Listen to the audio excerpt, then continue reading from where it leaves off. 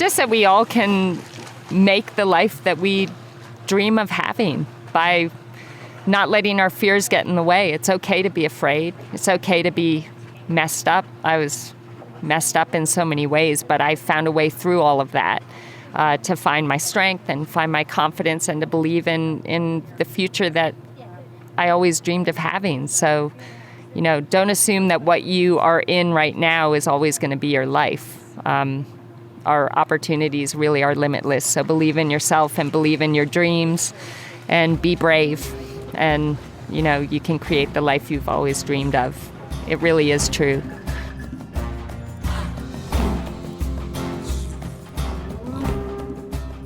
Hey everyone, it's Jess, your host, and I am ridiculously psyched to welcome you back to another thought-provoking, real and raw conversation with someone incredible, just like you. Today we bring you Siri Lindley, world champion triathlete and coach. Siri is a woman constantly on the hunt for her best self because she knows that it is only through her highest vibration that she will be able to bring out the best in others. Like all of us living the mission to share our innate gifts with the world, Siri knows that this type of living takes mass bravery. And because of this quality that she has embraced, she is a multi-layered work of art. It is everything that she has experienced in her life, coupled with her constant willingness to face her fears and step into the unknown, that has continued to show her that she is more capable than she ever would have known had she stayed comfortable. We sat down with Siri in Boulder during our Ride the High Vibe tour, and she was everything we knew she already was: strong, honest, engaging, and high vibe. We recorded our chat at Rally Sport outside by the pool just following her coaching session. And so as we're talking, you're going to hear some swim strokes in the background. But just know that some of those swim strokes are from one of Siri's most notable athletes, none other than the supercharged badass 5'2" warrior, Mirinda Carfrae, who just a few weeks out of her picture-perfect second-place Kona finish was already back at it. I can't wait to get into our conversation with Siri. But first, one of the other reasons that I am ridiculously excited for this week's episode is because I'm so fired up to announce that we have just launched Yogi Triathlete's next generation website. For those of you who were with me during our Boulder days, know that Yogi Triathlete was born early on in my triathlon days from the realization over a decade ago that I was the only triathlete I knew at the time who was practicing yoga. Even back then, I knew Yogi Triathlete was something more than a passing thought. She came from and back into my heart, standing up strong for herself and asking me to believe in her. I held on to the domain name for years, and in 2011, Yogi Triathlete was launched as my personal blog where I chronicled my triathlon life and how yoga seamlessly weaved itself into that life. In 2016, Yogi Triathlete officially became a company, and BJ, my soulmate and YTP co-host, quit his high-paying full-time job to join me in the pursuit to change the face of athleticism by merging mindfulness and physical training to create the highest performing athlete, and through this, consistently raising the bar to what is possible in this life. This is our why, and from our passion to share the amazing things that people are doing every day, along with you asking for us to bring a podcast to life, the YTP was born. On the new site, we have 2 new ways for you guys to support the show. Right on the homepage, you're going to see our link to Patreon, where for as little as $2 a month, you can support the show. And for $0, you can use our Amazon banner ad as much as you want. It doesn't cost you a thing. Every time you click on that banner as your entry to making your Amazon purchase, we get some change kicked back our way. You guys, it is more important than ever to stay connected when separation is making such an effort to be in the forefront. It is more important than ever to share story. It is more important than ever to remain powerful in our purpose and pursue our highest performing selves. This is what the world needs right now. And so we're asking for your help to keep the Yogi Triathlete podcast alive.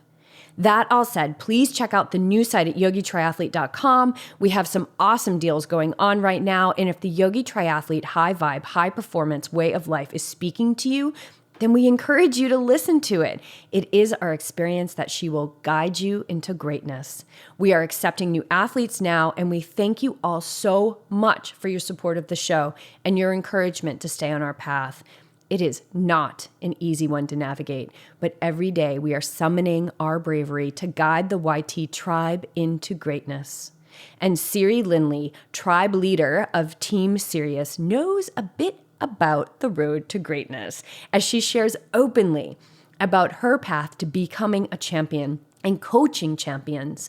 Siri is the 2001 ITU Triathlon and Aquathon World Champion. She is ITU World Cup Series winner of 2001 and 2002. She has coached a number of Olympic and Ironman athletes and champions. She has served as commentator of the 2004 Summer Olympics as well as the NCAA Field Hockey Final Four and Big Ten Tournament. And most recently, Siri is a published author. After her book, Surfacing, From the Depths of Self-Doubt to Winning Big and Living Fearlessly was released this past fall. BJ and I purchased it right away and read it to each other over the course of a week. It was a great way to read a book for two busy triathletes and such a nice way to connect with my love, especially over such a beautifully written and honest memoir. Siri doesn't hold anything back. She is in full release of her vulnerability, and she is intuitive enough to know that that is her only route to truly being able to guide others to their highest potential and to fuel her relentless pursuit of purpose. And now, without making you wait another breath, I give to you our inspiring chat with one of triathlon's best, Siri Lindley. All right, cool. All right, I got us rolling. You might want to pull that in just a little bit since we've got some background noise. Is fancy. Yeah, we're legit. Yeah, you are. Right? You must have felt that when you said, of course. Who are these people? But I must be interviewed by them. I was like, I cannot miss this. It's my chance in a lifetime. Are you kidding? This is your chance, Siri. I know you thought that maybe you had a lot of other chances, but this is really the precipice right now of you stepping into who you always wanted to be. No, but I mean it. Like, this is a lifelong dream, and it really is just incredible to be with you both here today. Well, speaking of lifelong dreams, a lifelong dream that I have is to write a book. And I believe that I was put on this earth with that on my list of things to do. It's the thing that scares me the most. I have so much written. It's all over the map. And so I've actually I think it's been a fear thing about reading other people's memoirs because I'm thinking, oh God, I don't want to steal from them, or I'm just going to feel like they're so much better than me. And from the moment that we started reading your book, I was like, this is exactly what I need to be doing. And just the way that it started with your childhood and how that was such a huge influence on like your trajectory in life.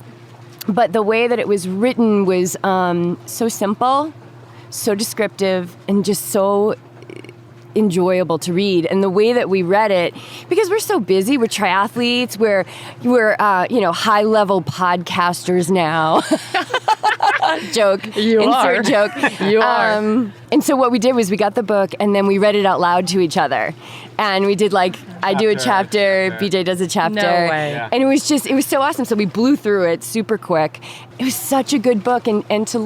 We've known you through social media. We've known you through triathlon. I think we've tweeted to you a couple times. Like, we're always like, oh, it's an interview with Siri, like Breakfast with Bob. You guys are so nice. I'll pay you later. We gotta listen to it because we just always loved your energy. Like, you have an energy that I don't always see in a coach. And what I love about you is that I feel like you found a balance, especially after reading your book, you found a balance between keeping that energy high level, like high vibrating, but also being pretty hardcore with your athletes, hardcore with, the values in your life and not sacrificing them. So where are you now that this book is out there? Wow. Well, first of all, thank you for those incredibly kind words. I mean, they really do mean the world to me, and thank you. As far as you writing your book, I have to say that I've been thinking about writing a book for such a long time. And I started about 10 years ago, and two things happened. One was I got to a point where I knew I wasn't willing to go beyond a certain amount of sharing at that point in time. And I knew that if I wasn't willing to go there, it wasn't going to be a You good have book. to be willing to go there. That's you the have thing. to be willing to. You have yeah. to be willing to let out the things that only you know. Yeah, exactly. I mean, and really, it is the things that only I know. My mom read this and found out things about me. My wife read this and found out things about me. So that was one of the things that stopped me like 10 years ago. And then the second thing was, why in the world would I write a book? Who wants to read about me? You know, like, what a joke that I'm even thinking of doing this. But to be honest, like 20 years ago, my mom went to a fortune teller. God knows why, because we're not into fortune tellers. But she went, and this fortune teller said, "Oh, one of your daughters is an author, isn't she? Like, has written lots of books." And my mom's like, "No, I don't think my daughter, either of my daughters, are going to write a book." And then I went to someone a couple years ago that was more like a friend gave me a coupon to go see some lady. There are no mistakes. There are no mistakes. Yeah. And the lady was wonderful, don't get me wrong. She had great energy. It was like really interesting. But she's like, "So you've written a book, have you?" And I'm like, "No, I haven't." That's so weird. But so there were a couple things like way back where this book thing showed up. But 10 years ago, I started trying to write it. I wasn't willing to go there. And I kind of just put it away. All my notes and everything I had, I just put away in my filing cabinet. And then VeloPress approached me about 2 years ago and said, "Hey, we'd love to get you to write a book." And I said, "Well, I'd love to write a book, but it's probably not what you want. You probably want how to train for triathlon and how to be the best athlete you can be." And I said, "That I'm really sorry. Like, I love being a coach and training triathletes, but if I write a book, it has to be something about so much more." So I kind of told them what my vision was. And I feel really lucky because they took a chance on me. It was something I think that was really different for them as a publishing company. And it could have been a huge flop. But they believed in me, and I hooked up with Julia Pollarino, who was the head of Triathlete magazine, and we decided to work together. She's just amazing, and she just got my vision completely. And my goal was, I've always felt like this, and again, like I battle with this, who's going to want to read about me? Like, who am I to write a book? That's just our innate, hardwired, I'm not good enough. Right, exactly. Like, and that what was is the it going biggest to struggle. take for us to believe in ourselves? What is it going to take? So for me, it was really, and I don't want to sound strange, but it was like this really loud energy coming at me saying, "You need to do this." For whatever reason, like, forget, it's not about you trying to be something. It's about sharing what you have because it can make a difference for a lot of people. And when I started believing this, whether that was my own voice or wherever this feeling was coming from, I knew I have to do this because I know that when I do share everything, and I didn't leave anything out in this book, not only was it incredibly cathartic for me, but I've had a lot of responses from people saying, "Wow, like, thank you for sharing this because I've felt this way or had these problems and always thought that that's going to hold me back the rest of my life, but now I know that it doesn't have to." So that's what I wanted. I wanted to create something, or not create, because this is my life, but share something that can give people hope, push us away from that thought. You know, I think a lot of us, we may go through something difficult when we're kids, and it's very easy to use that to say, "Oh, well, I didn't do anything in my life because I got, screwed when I was young and I got treated badly," or whatever it is. Like, there should be no excuses. Like, we get to create our lives, and we get to choose how we want to feel in our lives and how we want to, deal with both defeat and victory, and how we want to see failure. For me, the biggest thing in my life has been that, failing isn't failing. Failing, you learn so much more from the times we don't get what we want or we don't achieve what we hope to. So just sharing the principles that really have helped me live the life that I've always dreamed of living. And I'm just so grateful that you guys enjoyed the book and got something out of it. Clark loved it. Clark loved it. He didn't eat it, and he's been eating a lot Yeah, of books. Clark has Well, eaten. that is awesome. Yeah, he's eaten 3 hardcover books. Some big names like Malcolm Gladwell. No. What else did he eat? Autobiography of a Yogi. Yep. But he spared yours. No He way. said, no way. And my dogs haven't peed on it or sat on it. So or there's touched. something sacred There's something about that's working. surfacing. Yeah. Yeah, the how-to books are great. When I look at them from the perspective that I look at our world and the universe and all of that, and you can go as crazy as you want on this podcast because you are on the Yogi Triathlete podcast. Yes. So I can go as far out into the universe as you want me to go. I can go there. Fantastic. I love that. I try and rein it in a little bit so we don't lose too many listeners. But the thing about how-to books, to me, it almost creates a separation of I know more than you. Yeah. And I think that when we come at it from sharing our experience, which is really what I believe we're supposed to do here, is to share our own unique experiences, because there's no experience that I'm going to have that's like yours. And you're never going to have an experience that's like mine. And even though we might use the same words to describe it, words could never quite encapsulate perspective. Exactly. Right? And so when we start to honor perspective as, this is just how this person sees it, we start to see the infinite amount of ways that something can be approached. Yeah. All the possibilities. Exactly. And we see that with coaching. We see that with, let's just take triathlon. We see it with triathlon coaching. There's, and athletes, like some of them, they just want to get that pre-bought plan and they're just going to follow it and they don't want to report to anyone and they're going to get it done, and that is what works for them. What we do with our athletes, it's very one-on-one. We work with the mental piece. We work with, BJ does the physical piece.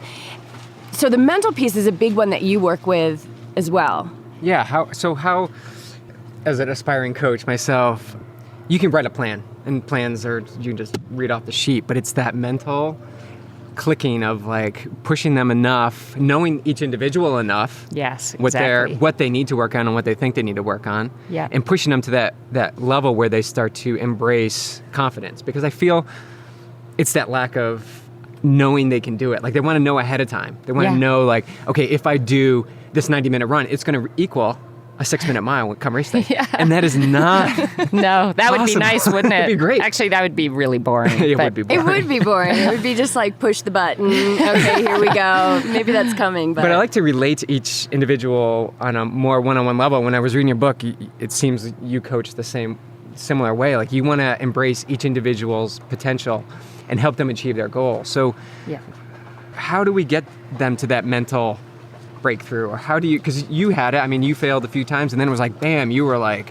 hitting it. Like you're hitting your stride. So that's just something I find very intriguing, because it's separate from the norm and not many people really focus on that aspect. Well, the fact that you're even thinking of that as being a major priority with your athletes, that would make me want to have you as my coach. Because to me, I mean, there are probably 20 different ways of getting the same result. I believe, and I've gotten a lot of criticism for this, Siri's so close to her athletes. I'm not like buddy with my athletes, but yeah, I get to know them, inside and out, because the more I know about them, what scares them, what they're most insecure about, what drives them, why they're doing this, all those things allow me to create the perfect recipe for bringing out the best in them. And, I had 4 athletes in Kona, and I'll take the 2 girls as an example, but they trained so differently. How I spoke to them was so different. Everything about how I coached these 2 female athletes was different, except we'd do the same swim sets in the pool, but I'd ask different things of them. Because I know for me as an athlete, it wasn't just getting me to do the right kind of training. It was basically almost forcing me to do things that scared the crap out of me.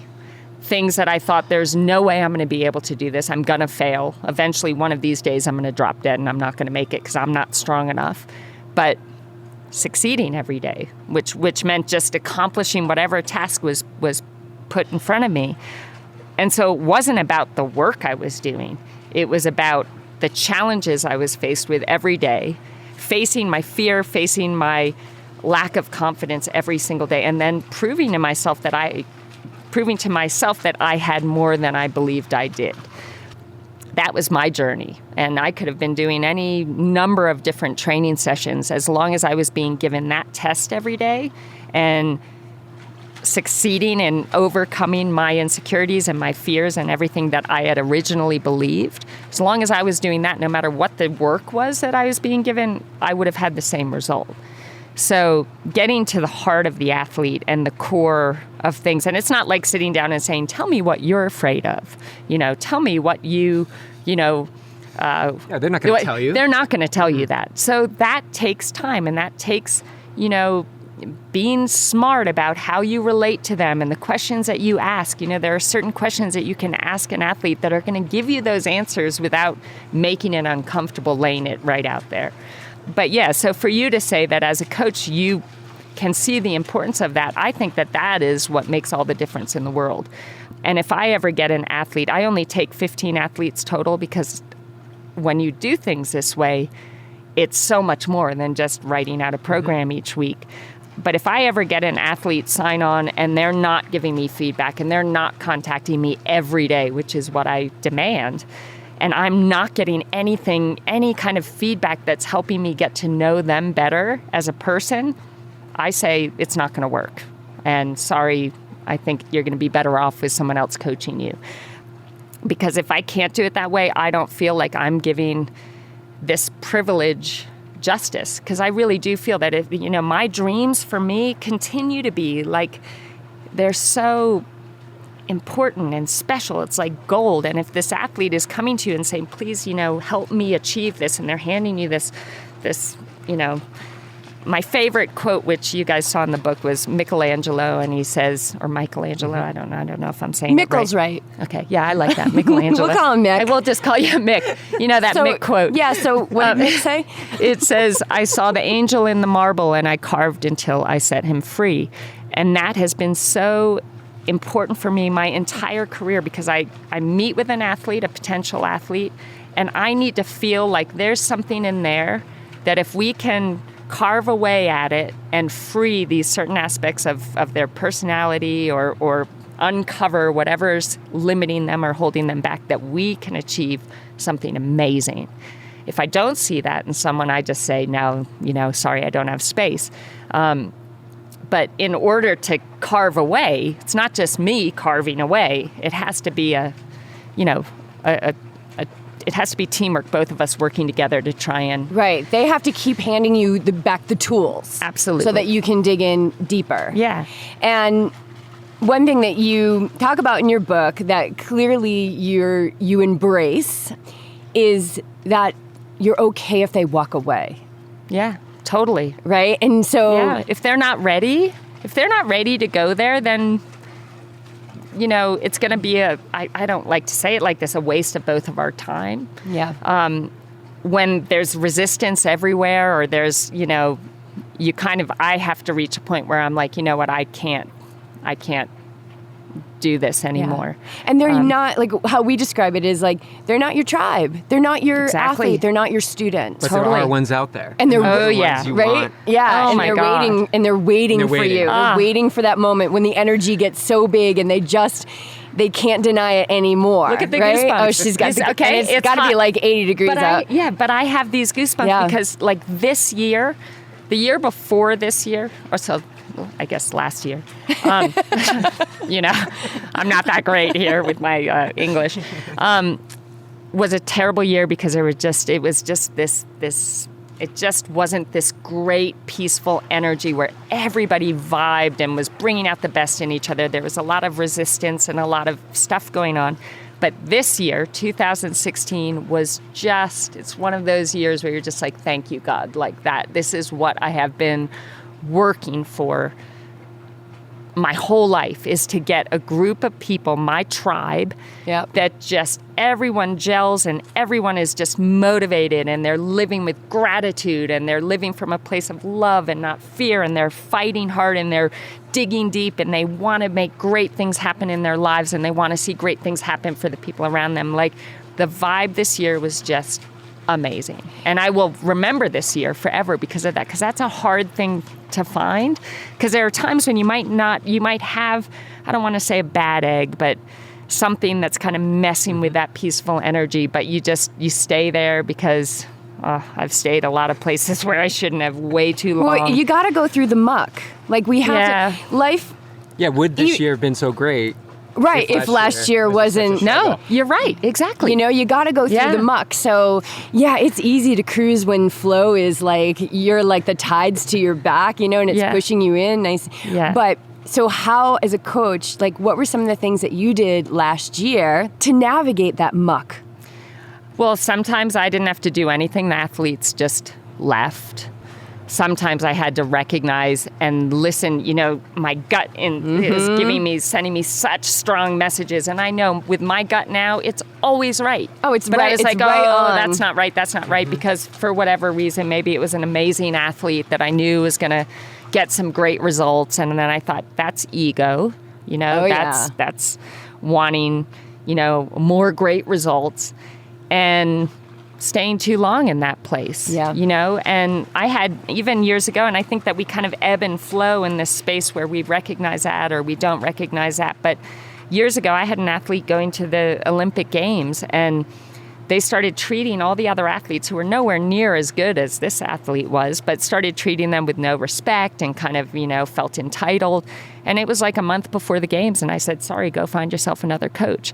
And I'm so proud of that because I was protecting the energy of my group. And even though the others weren't going to go win an Olympic medal for me or for themselves or for the team, it was more important for me to take care of my people and make it a healthy environment where we could all feel really good about ourselves and what we were doing. Yeah, they weren't less than. No, exactly. They were amazing. Yeah, and so anytime we start to look at, and I was touching upon this earlier with like the how-to kind of books, when we start to say like this is better or this person's at this higher elevation and these people are down there, that's ego. That's totally. When we know. Absolutely. Anytime so the way I describe the ego, simplest terms, it's a separation device. So once you start to find yourself or as a coach looking at your tribe and you're starting to separate and you're not seeing them as that pod, like that energetic pod, then you know, okay, this is ego. And ego is not aligned.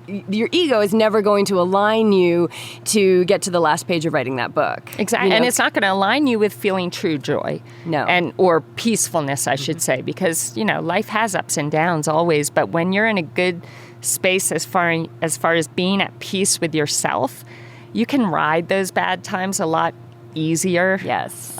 Because you're at a good place inside yourself. And so I have to admit that year was probably more about ego. I had this great team with amazing athletes, but it's like that's not what I'm about.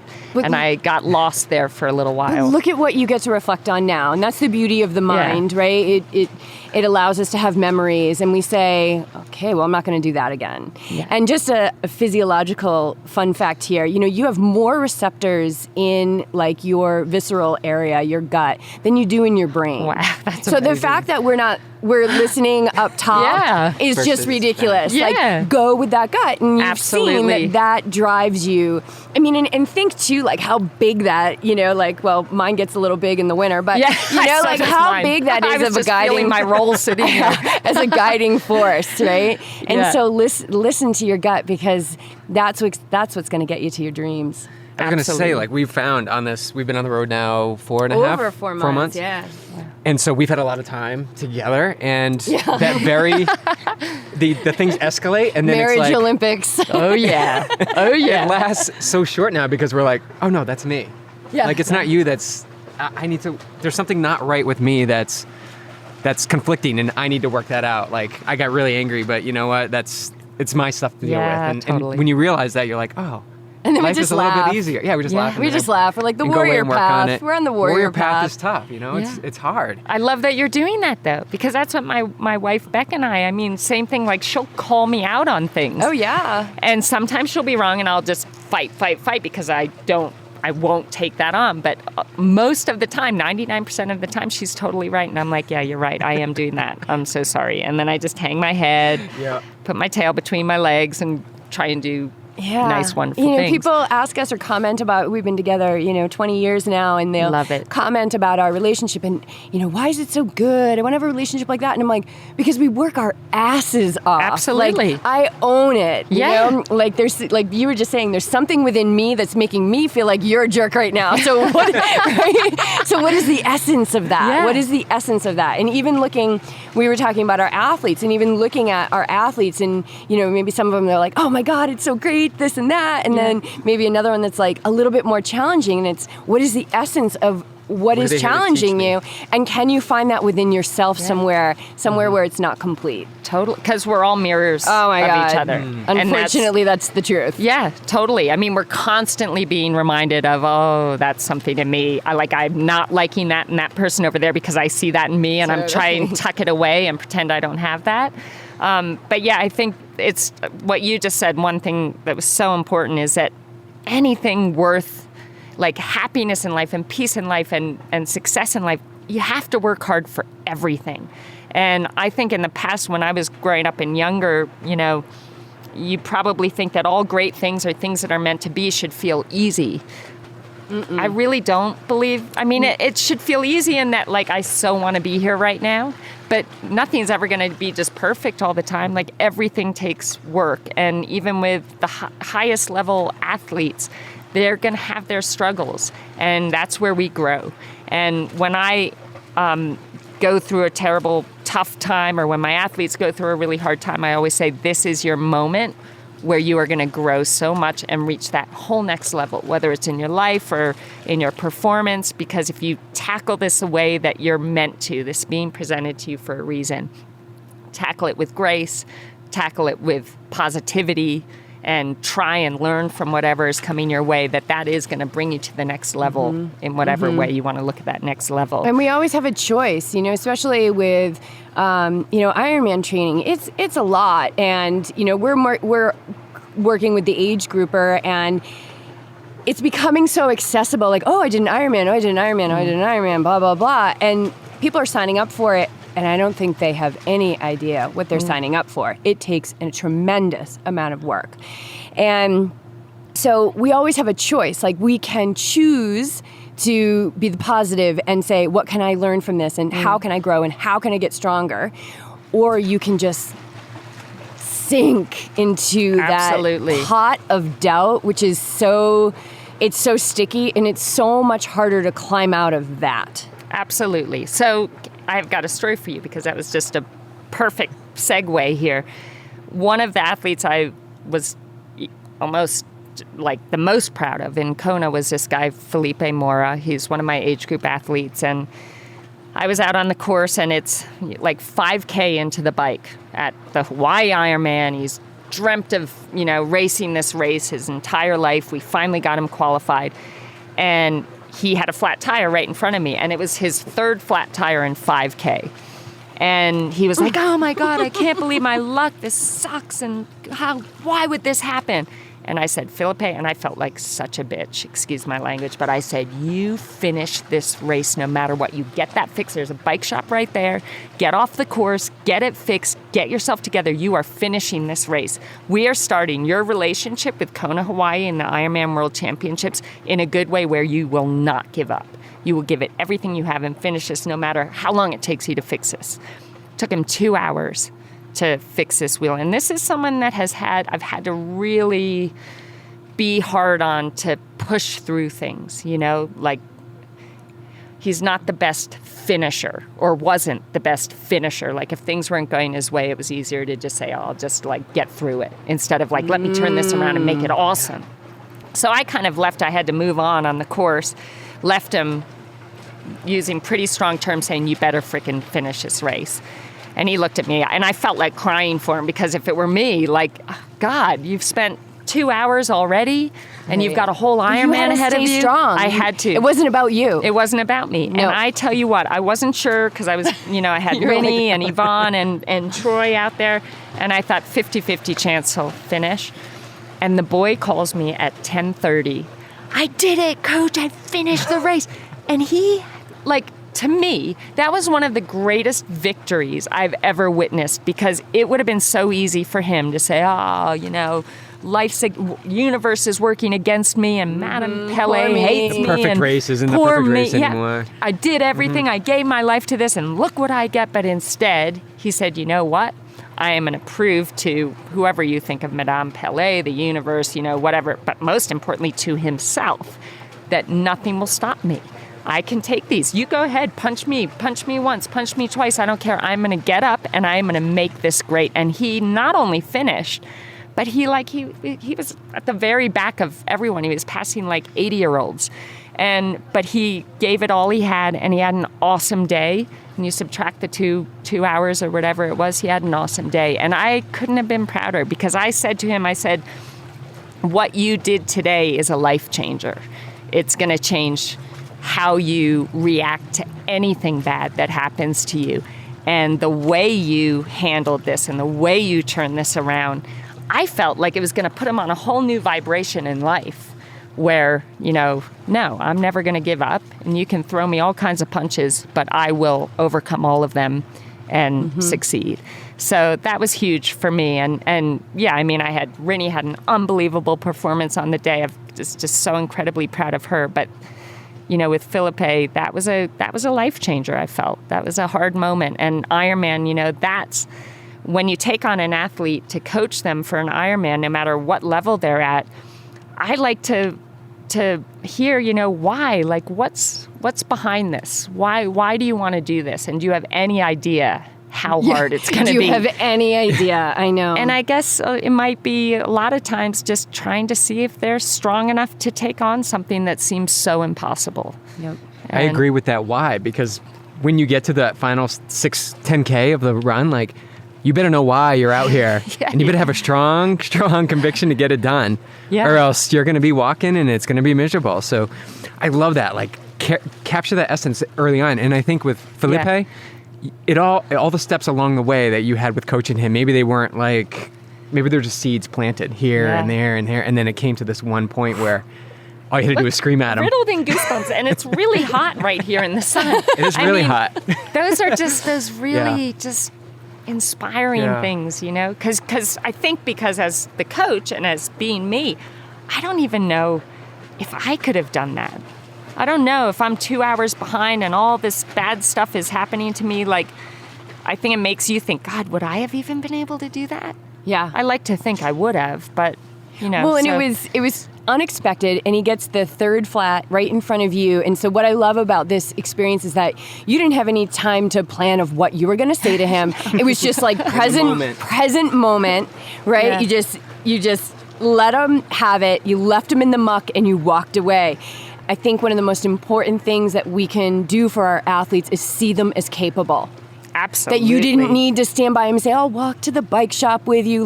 Listen, do it. Because you've got the skills, right? You didn't even have to say that. And I do this in my yoga class too, because sometimes I teach a hot power vinyasa, and it's very challenging. I get a lot of type A people who I love, because those are my people. Yeah. And so you get the doubters, you get the people who are in there they're going for the gold medal, there's no competition. And I just see them all as capable. And I see them even more capable in the moments where they're completely in the muck, where they're just pissed. Yeah. And I'll leave them there. I'll let them be there, because when life falls down, actually a person just quoted me from another podcast and put it on Twitter. When life falls down around you, nobody's going to give a shit if you can bust out a great warrior one. Right? Awesome. Yeah, girl. Love it. What is going to happen when you get, 3 flat tires in a 5K? Oh my God. That. He was just getting it thrown at him. Yeah. And so it's those moments, it's the bad workouts that are the best. Absolutely. I think. Totally. And you need those. You need those to grow from. You needed that year as a coach to have it. I did. To have it be so mucky. It sucked, but I did. I needed it. Because that's where we grow. Yeah. That's where we grow. Absolutely. That's the warrior path. Absolutely. Actually, I want to go to the book for 10 minutes. a moment.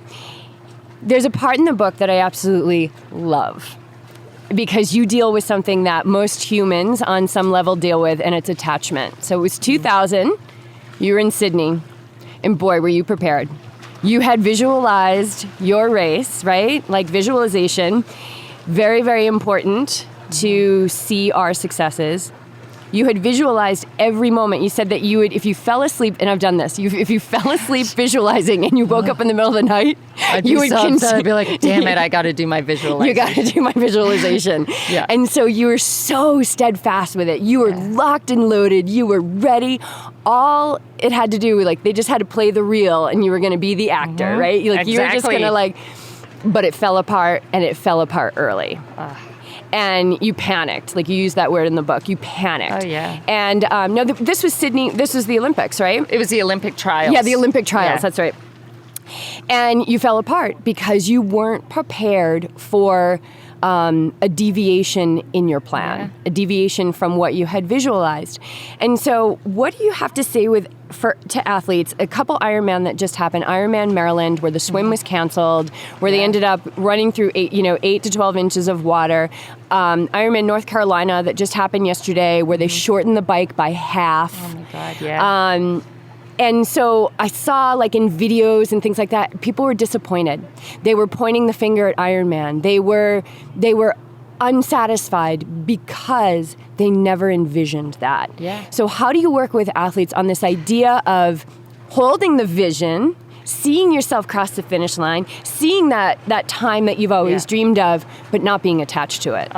Totally. I mean, that was probably one of the biggest lessons I learned as an athlete that now I make sure to cover with my athletes. And that is that, visualization is so powerful.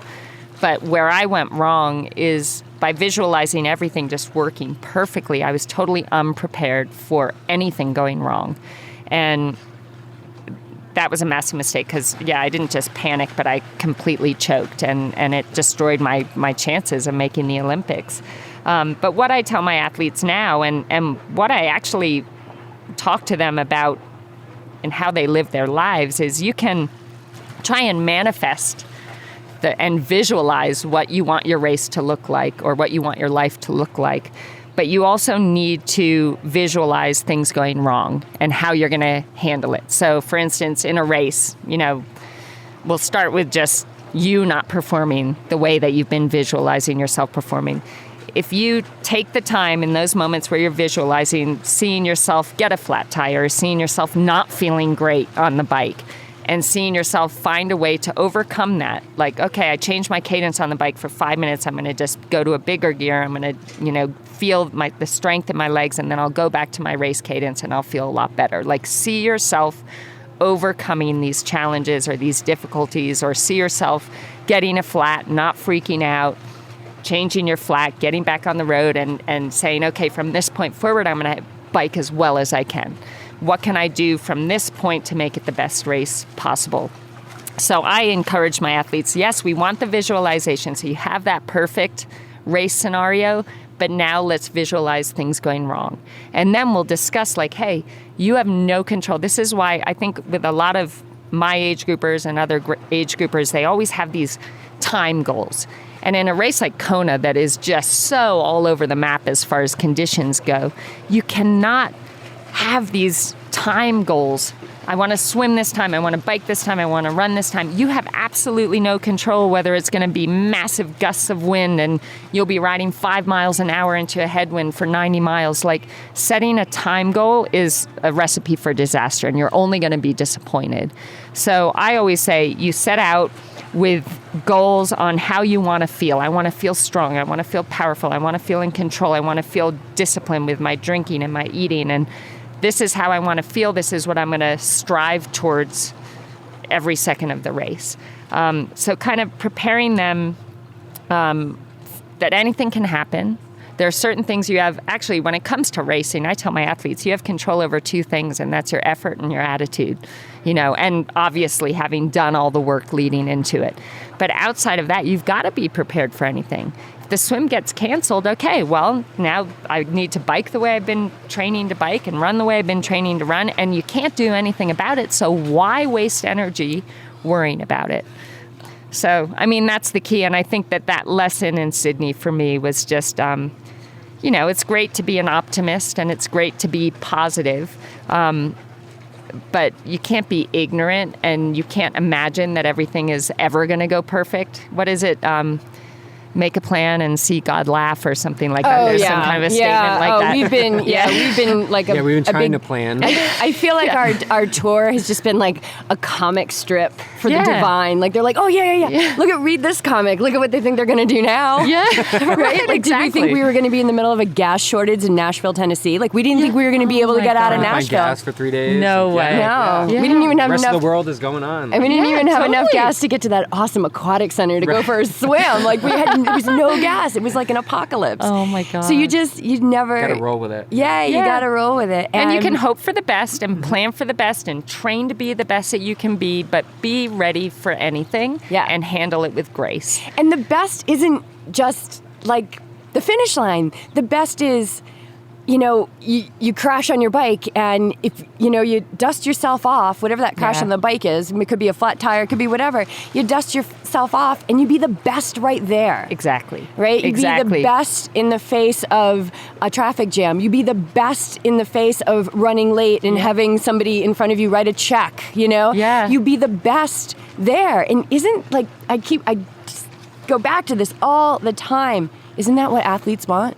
Exactly. So why are most of us so narrow focused to that finish line is the only thing? If I can't swim 2.4, bike 112, and run 26.2, that's not going to be the best. Yeah. Be the best with whatever it is that's in front of you. That is the secret right there, because in the end, that's what matters most. I mean, when I look back sometimes I forget I was ever an athlete because it seems so long ago. But when I look back at that time, I don't remember my run splits or, what race I did this or what race I did that. I remember the moments where I was like, wow, I can't believe I just did that. Or I can't believe, I was, last out of the water and somehow I never gave up and I kept pushing hard and I won a world championship on that day. Like if I had just said, this is a sucky day, I was last out of the water, I should just give up. I would never have had that amazing... I wouldn't have a world championship crown. Yeah, but anything can happen in either direction. Exactly. In either direction. Yeah. So that lesson that you learned in 2000 was so harsh. Like when I was reading that, I was like, no, I wanted to change it for you.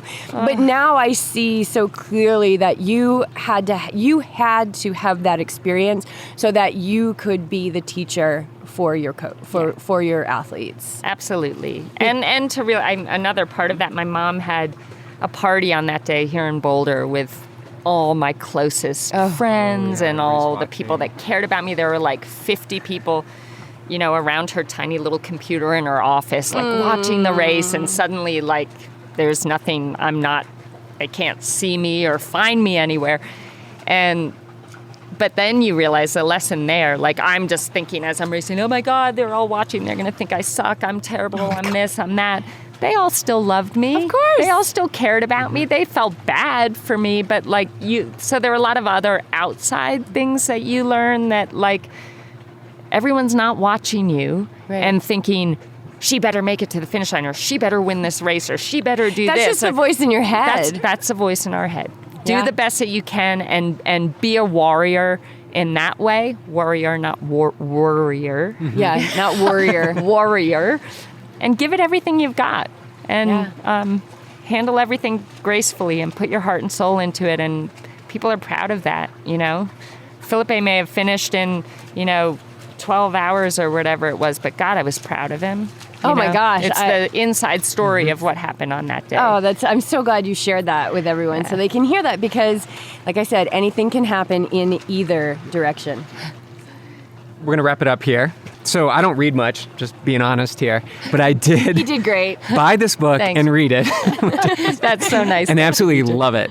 So for all the listeners out there, you can pick up Siri's book, Surfacing, on Amazon. I'm assuming is the best way, or Amazon, Barnes & Noble. It'll be out on Kindle in a couple of weeks. But you can pretty much get it anywhere. But yeah, I would love it if you bought the book and It's enjoyed so it, good. let me know. What was it, chapter 9, where it's like, oh my gosh, the Leanda story in She's Kona, amazing. where Yeah. like they went into the energy lab and you were like, this race is not over, and you're Goosebumps waiting and you're Yeah. waiting to see who comes out. I mean, Oh my I'm not God. even going to go into the story because they have to buy the book to get the inside scoop on Thank that. you. I cried in the acknowledgments. Like you really pulled me in. Thank you It's so really much. beautifully written. Oh my God. Well, thank you. It was scary to write it, but I'm so happy that I did. So I'm just so happy that you enjoyed it. Thank you so much for having me on the podcast. You two are awesome. We're definitely on the same page with so many things. So, For sure. That's why. Definitely. That's why we wanted to reach out to you, and we were so like, hey, if it's Meant to be. yeah, like we have no fear. We reach out to whoever we feel aligned I love with. it. And sometimes people don't get back to us, and we're like, oh, wasn't aligned. And you get back to us, and we're like, oh, it was aligned. Yeah. Great, cool. Let's go Exactly. meet her. Yeah. Awesome. Yeah, thank you, Siri, so much. Is there anything you want to leave people with about your book? Like any parting words? What do you want them to take away from it in a few words? Or did we pretty much cover it here? Just that we all can make the life that we dream of having by not letting our fears get in the way. It's okay to be afraid. It's okay to be messed up. I was messed up in so many ways, but I found a way through all of that.